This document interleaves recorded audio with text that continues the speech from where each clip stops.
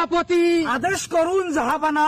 আমি বাংলা, বিহার, উড়িষ্যার নবাব সিরাজউদ্দৌলার ছোট ভাই মফিজউদ্দৌলা। আমার ভাতের পাতে কেন আলু ভর্তা? জাহাপানা, আপনি যে কিছুই কেনেন না জাহাপানা, আপনার ভাতের পাতে আলু ভর্তা ছাড়া কি চান জাহাপানা আপনি? ওরে না না না, এ সহ্য করা যায় না। কোথায় রানী? হাজির করো আমার রাজপ্রাসাদে। জাহাপানা, রানী যে নেই আপনার রাজপ্রাসাদে জাহাপানা। ওরে কি কথা শুনালা সেনাপতি, কোথায় গেছে রানী? জাহাপানা, আপনার সুতিয়ামর কারণে রানী আজকে রাজপ্রাসাদ ছেড়ে সন্ন্যাসী হয়ে হিমালয়ের পাদদেশে বনবাসে চলে গিয়ে। সেনাপতি বলুন জাহাপানা। আমাকে অন্ন ভোজনের জন্য যে আলু ভর্তা দেওয়া হয়েছিল, সেই আলু ভর্তায় পেঁয়াজের গন্ধ নাই কেন?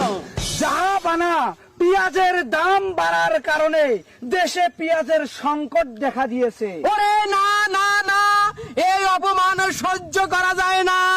কুড়িগ্রাম, উলিপুর, নাকেশ্বরী, ভুরুঙ্গা মারিতে কি পেঁয়াজের অভাব পড়েছে? কোথায় পাইক পেয়াদার, কোথায় কৃষক?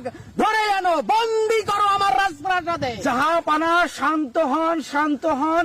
আপনার পাইক পিরাদার কৃষকেরা অলস হয়ে গিয়েছে যে। সেনাপতি বলুন জাহাপানা। এই অঞ্চলের কৃষকের এত স্পর্ধা, এত